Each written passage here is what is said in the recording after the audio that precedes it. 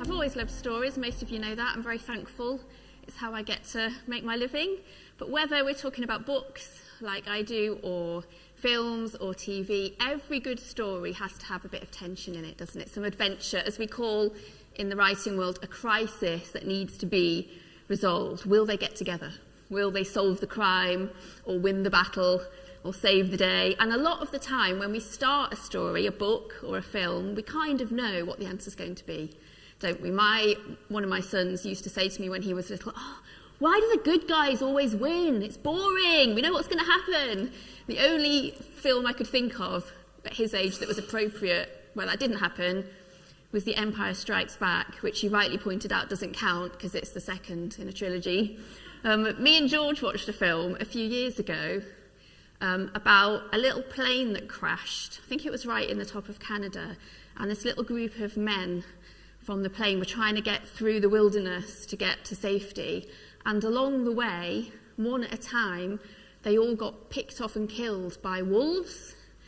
And the end of the film was the last person who'd done so well and been so brave and fearless got killed by the wolf, and that was the end of the film. And I should have passed it on to my son, really, shouldn't I? But we did not find that a satisfying ending to a film at all. It felt like a waste of time.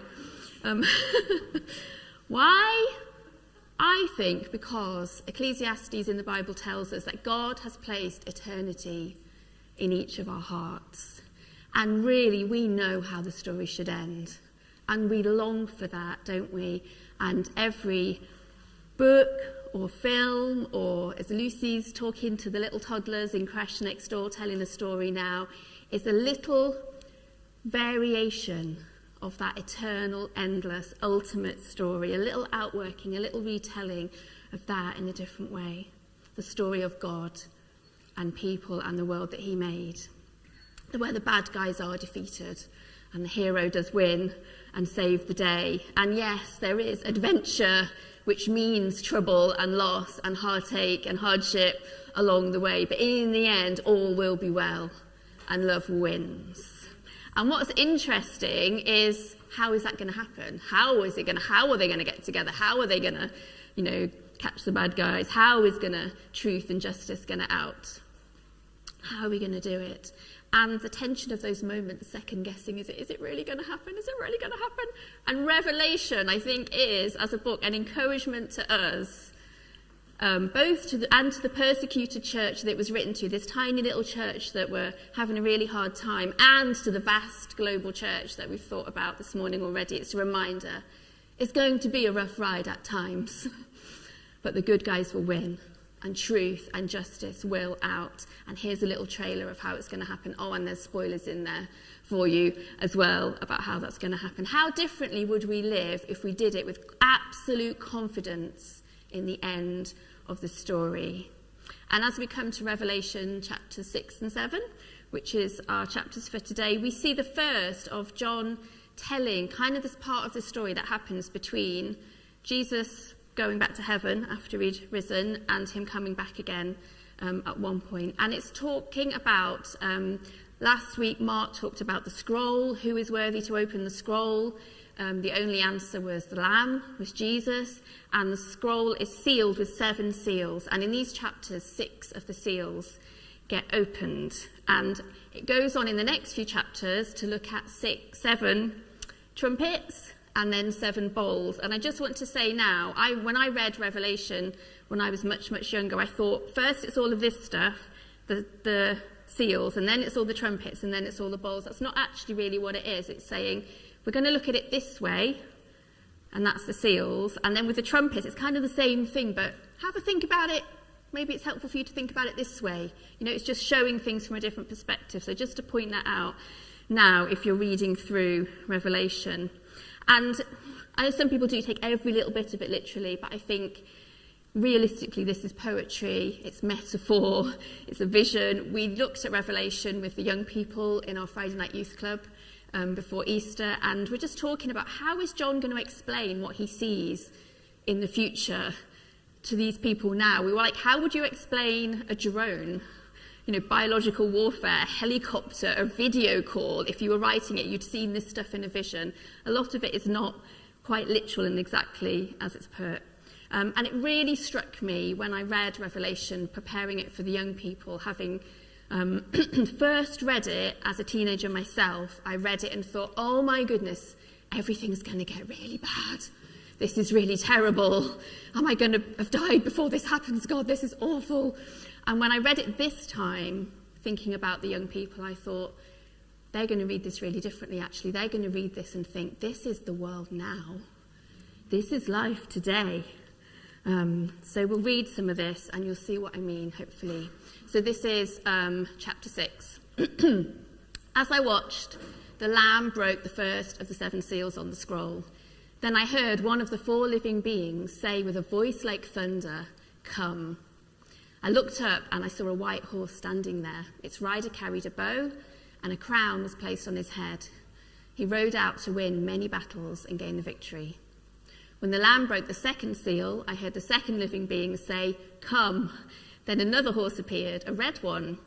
Its rider was given a mighty sword and the authority to take peace from the earth. And there was war and slaughter everywhere. When the Lamb broke the 3rd seal, I heard the 3rd living being say, "Come." I looked up and saw a black horse, and its rider was holding a pair of scales in his hand. And I heard a voice from among the 4 living beings say, "A loaf of wheat bread or 3 loaves of barley will cost a day's pay. And don't waste the olive oil and wine." When the Lamb broke the 4th seal, I heard the 4th living being say, "Come." I looked up and saw a horse whose colour was pale green. Its rider was named Death, and his companion was the grave. These 2 were given authority over 1/4 of the earth to kill with the sword and famine and disease and wild animals. So that's 4 of the seals having been opened with that. And just as an aside, we've got a picture of the 4 horsemen there. I'm going to do a little bit of theology, not long. I should do half an hour of theology, really, shouldn't I? You know what I mean. Because you might have read this, you might see this elsewhere. This first horseman, let's go back. The first one, the white horse, the rider carries a bow and a crown was placed on its head. So Rob gave me 2 study books to look at in preparing this talk, and one of them said that first rider is Jesus. And the other one said that first rider is definitely not Jesus. And I thought, okay, I don't want to stand up here in front of my church and say someone is Jesus if it's actually the Antichrist. I don't want to say it's not Jesus and deny him if it is Jesus. So I did quite a lot more reading. There's another theory that this represents the church spreading the gospel. It says he wins many battles and gains the victory, and that's the church kind of spreading over the whole world and all of that kind of thing. So I'm just going to cover this really quickly in case you come across this. Why might this rider on the white horse be Jesus? Well, in Revelation, white generally symbolises righteousness. And in other places in Revelation, the crown and the conquest also referring to Jesus. And in chapter 19, we have a rider on a white horse who is definitely Jesus, who rides out to victory. So it could refer to that, and the victories could be the church growing and spreading and all of this. But why might it not be? Well, he was given this crown, which is a Stephanos, a victor's crown, and he was given the crown. I thought, would Jesus already have had the crown? In chapter 19, Jesus has many crowns, and they're royal crowns. The word is diadema. And I thought, would a living being be telling Jesus to come? Would they be telling Jesus what to do when he's got all the authority as well? So when I prayed about it, my conclusion was I'm going with that it's not Jesus, that it is something pretending, imitating to be the victor, to be Jesus. But Jesus knows I'm not fixed in this. I'm very open to finding out that I'm wrong. I'm not basing my faith on this. And I think that's the main point, isn't it? That we don't take one verse and put everything on that ever. But in the other places in Revelation, when it's Jesus, it's obvious. He's shining like the sun. He's got the sword. There's no mistaking it. I know when he was on the earth, lots of people didn't know he was Jesus, did they? But the Bible says that when he comes back, we're going to know. There'll be no mistaking it. And I thought this is one horseman out of 4, with nothing to distinguish him from the others, really, is there? There's nothing about him that stands out as having more power or more authority, more significance. So I'm going with it not being Jesus, but don't argue with me later. I've read a lot. It is what it is. In which case, it's an imposter, the Antichrist, as we call it, pretending to be Jesus, riding out to win battles. And given the negativity of the other riders, we take that as it's about power, it's about dominating, it's about oppressing people. And as we look at these other riders and what they bring, we've got war, we've got killing, terrorism, civil unrest with the second horse, we've got scarcity and lack with the third horse, this impossible cost of living, although the reference to wine and oil is talking about that's wealth. So it's basically saying there's going to be massive inequality between the rich and the poor, which might sound familiar to some of us. And the fourth horse is death, famine and disease and war and death. And if we jump forward to the sixth seal, after that, there's a massive earthquake, there's environmental disaster, there's all sorts of upheaval.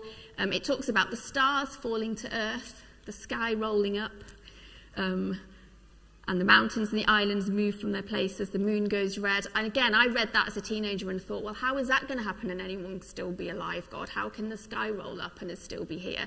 But again, it's pictorial language, it's metaphor for basically saying things that we would see as certain and fixed are going to be shaken or even destroyed.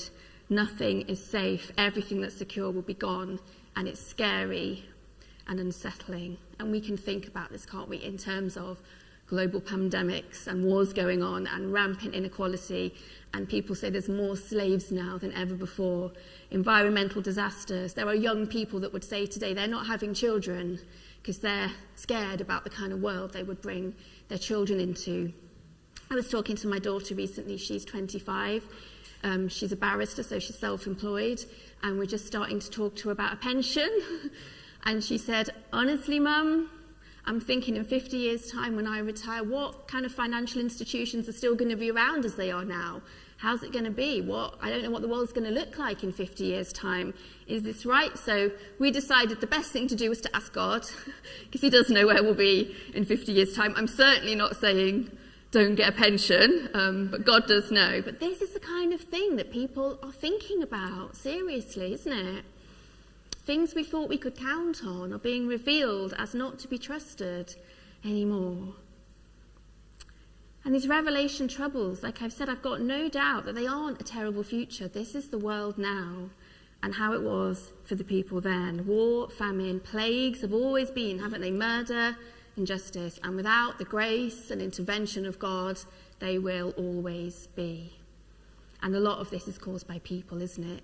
Wanting power, wanting to grab what they can, being selfish or cruel, or perhaps like us, just a bit thoughtless in the choices and decisions that we make and how that impacts the world around us, the global economy, the environment, all these other things as well. And the Bible backs us up on this being the end times now.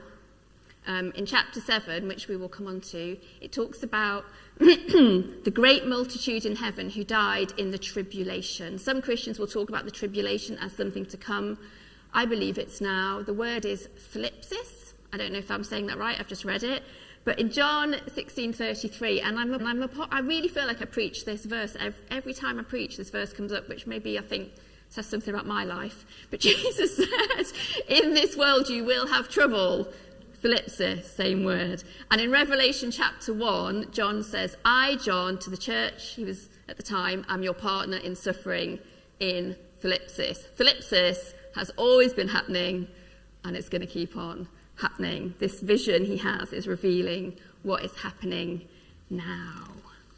And I think, honestly, Jesus saying, in this world you will have trouble, but take heart, I have overcome the world. I thought that's Revelation 6 and 7 in one verse there, in one sentence. And the early church, who this was originally written for, they really knew they were in the time of thlipsis, of trouble and tribulation and suffering, because they were living it. And one of the points that John is making here is that God knew. He always knew. God knows the trouble of this world. And Jesus came and experienced a lot of trouble for himself, didn't he? But he said, take heart. We know the end of the story, and it's a good one. I've looked after children who I've talked about fears about the end of the world and nuclear war and environmental disaster, and it's all going to blow up and die and there'll be nothing. And I've been able to honestly say to them, I'm not worried about that. I'm not worried about everything being wiped out, because I've got promises in the Bible about how it will end. In Genesis 8, after God wiped out nearly everyone with the flood, with Noah, he made a covenant with Noah, and he said, I will never again destroy all living things. As long as the earth remains, there will be planting and harvest, cold and heat, summer and winter, day and night. I'm praying for summer. And Jesus also spoke about it in Matthew 24. He talks a lot about the end times and what's going to happen and how it's going to be. And he says, when the Son of Man, that's Jesus, returns, it will be like it was in Noah's day. It'll be the same. In those days before the flood, the people were enjoying banquets and parties and weddings right up until the time Noah entered his boat. So that's what he's saying. Life will go on, going on, as it's always been, through all of this trouble. But in this trouble then, what do we do? Where do we turn? Where do we find comfort when all this is going on? Well, if we go back a little bit in chapter 6, it says, then the kings of the earth and the great ones and the generals and the rich and the powerful and everyone, slaves and free, hid themselves in the caves and among the rocks of the mountains. This is when all this upheaval's going on. Calling to the mountains and rocks, fall on us and hide us from the face of him who is seated on the throne and from the wrath of the Lamb.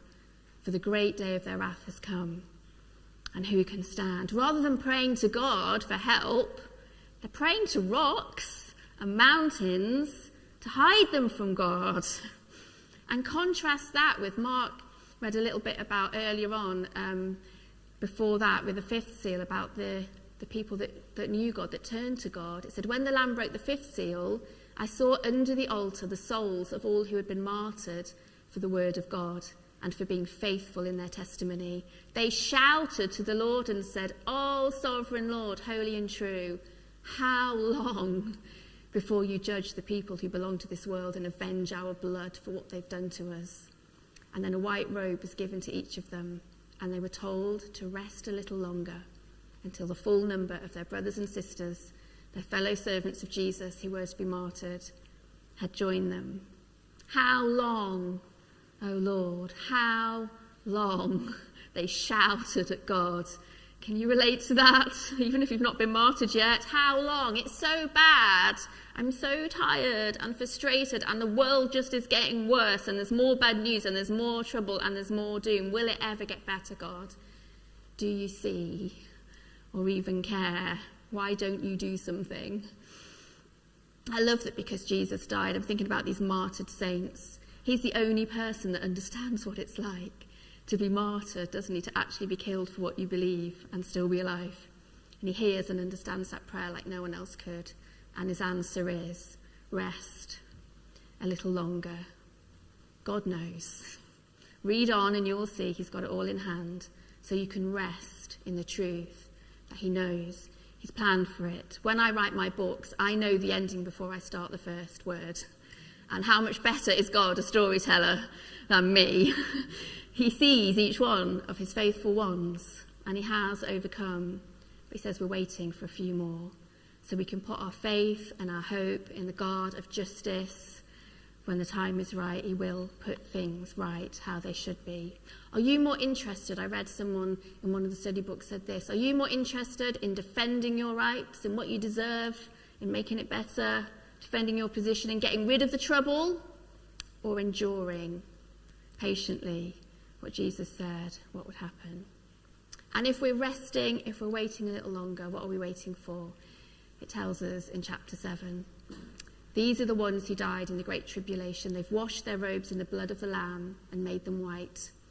That is why they stand in front of God's throne and serve him day and night in his temple. And he who sits on the throne will give them shelter. They will never again be hungry or thirsty. They will never be scorched by the heat of the sun. For the Lamb on the throne will be their shepherd. That's a flip, isn't it?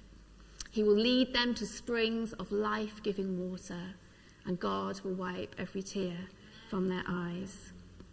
We could have a whole talk just on those verses, couldn't we?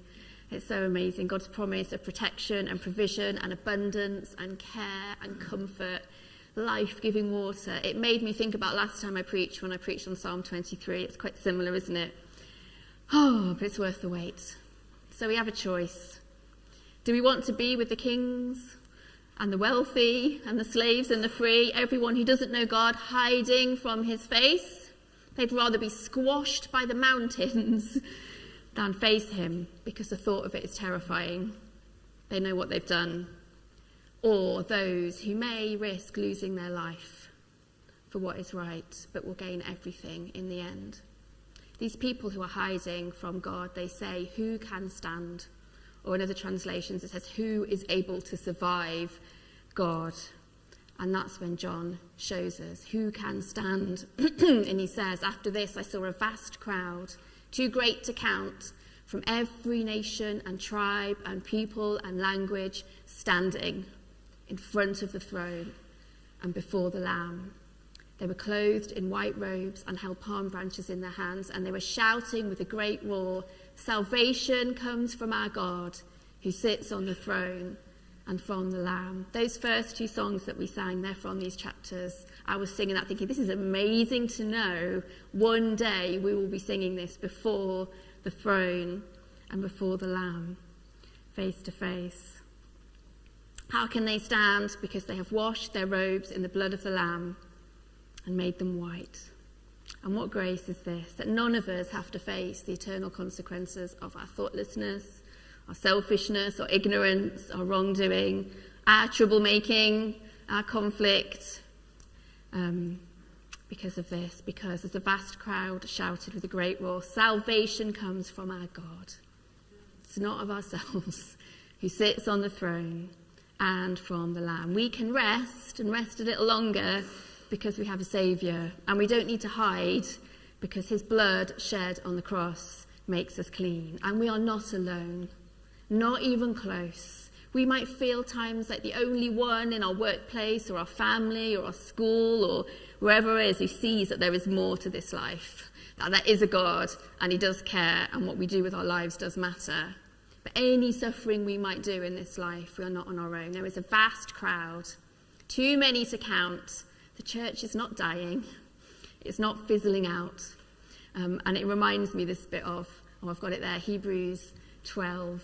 Therefore, since we are surrounded by such a huge crowd of witnesses to the life of faith, let us strip off every weight that slows us down, especially the sin that so easily trips us up, and let us run with endurance the race God has set before us.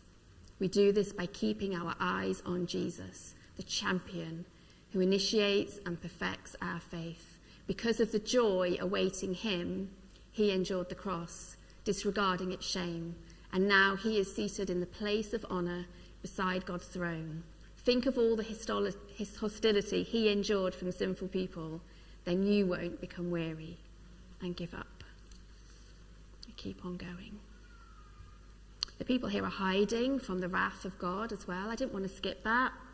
God was angry about the terrible things going on, about the terrible things people do, and these huge consequences that have caused so much pain and so much suffering. We should care enough sometimes to be angry about this stuff, shouldn't we? Injustice and evil and suffering, and maybe use that to help do something about them.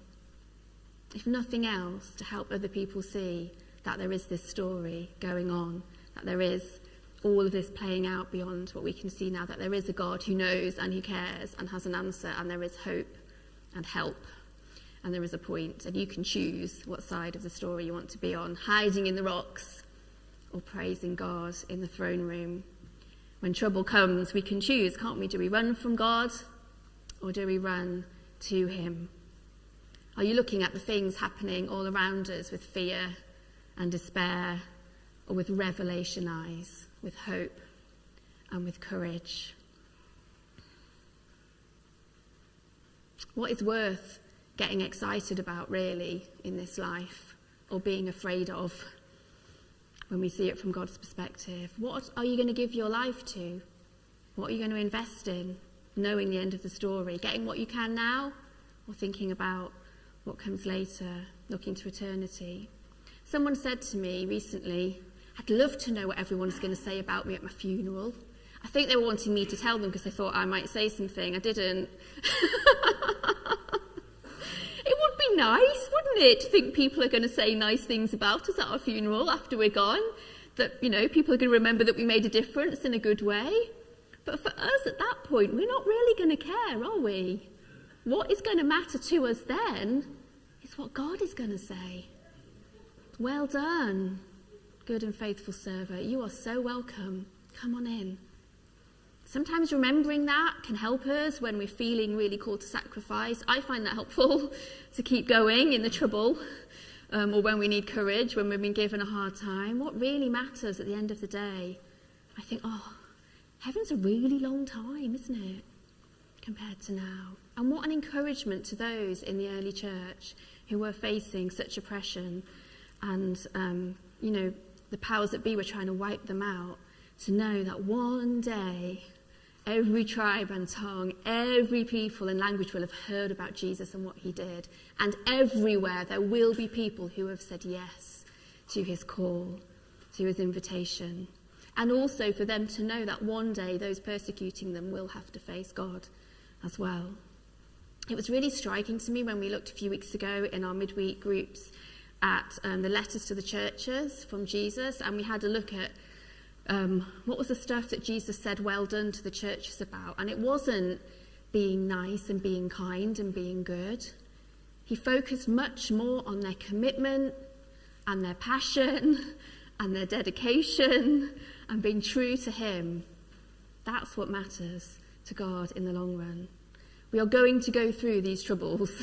Jesus said it, and Revelation certainly confirms it. And that includes persecution, as we've thought about already. I would be bold enough to suggest that if you have never needed courage in your Christian faith, that you are not nearly being brave enough. You can talk to God about that if you don't agree with me. But these chapters are an example of how not to. It's not about eradicating all the trouble and making life comfortable and easy, is it? But it is an encouragement to endure it and to hold on and to stand firm. And we do that by keeping our eyes on him, the Lamb and the one who is on the throne. The fifth seal shows us the people crying out from under the altar, that actually their trouble, their tribulation only brought them closer to Jesus at his feet as they rested in him. I was reading one of my favourite parts of the Bible a couple of weeks ago, and I was already thinking about this, and it made me think about this morning. So I'm just going to read it to you. It's Moses, it's an Exodus, when Moses has gone up the mountain, and the people have seen so much of God. They've seen that they've got the fire, the pillar of cloud, they've got manna every day. He's come down and shown them his glory. And then Moses goes up and spends all this time on the mountain with God, and they start to panic. Is he ever coming back? What's going on? And they say to Aaron, who has eaten and drunk in the presence of God not long before this, we need another God, we need another God. So they make the calf, and God says to Moses, you need to go back down. They've made a calf, and I'm just going to destroy them all. I'm done. And Moses says to God, if you destroy them all, God, you look bad, because you're the one that brought them out with all the miracles, and it makes you look like you've brought them out into the wilderness just to kill them. So God says, okay then, I'm not going to kill them, but I'm not going to go with you. If I go with you, you are so annoying, I'm going to end up destroying you along the way. That's my paraphrase. He does say, I will end up destroying you along the way, because this is just going to happen again, and I can't be done with it. So this tiny little bunch of ex-slaves are now, God has said, you can go to the promised land, go, I promised you it, but I'm not coming. So Moses comes back to him and is like, God. Oh dear, where are we? Chapter 33. One day Moses said to the Lord, you've been telling me take these people to the promised land, but you haven't told me whom you'll send with me, because God said, I'll send someone with you, but it's not going to be me. You've told me, I know you by name, and I look favourably on you. If it's true that you look favourably on me. Let me know your ways so I might understand you more fully and continue to enjoy your favour. And remember, this nation is your very own people."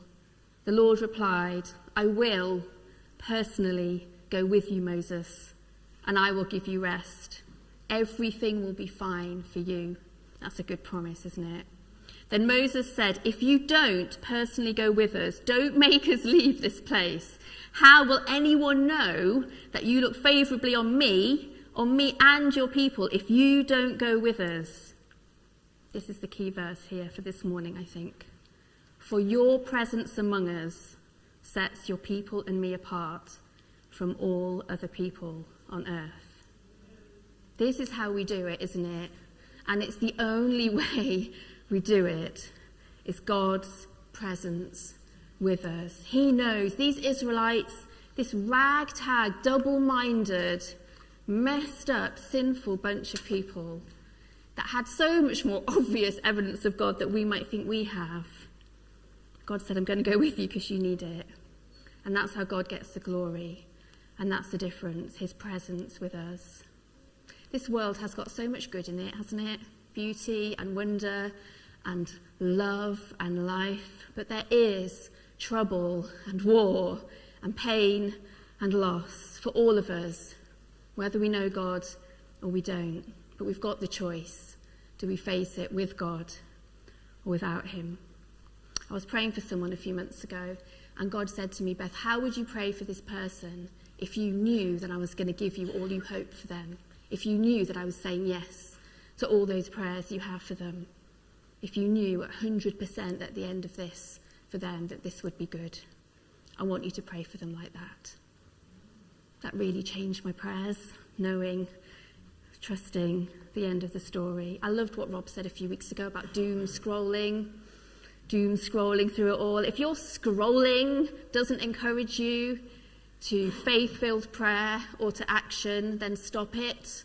Start some life scrolling. Read the spoilers and remind yourself of the truth of the end of the story. Fix your eyes back on the Lamb on the throne who is in control, and let's hold on to the promise that even though sometimes how long feels too long, the end of the story is a good one.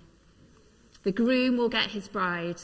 The hero will save the day. The bad guys lose. Justice will be done. And this vast crowd of God's people will live happily ever after.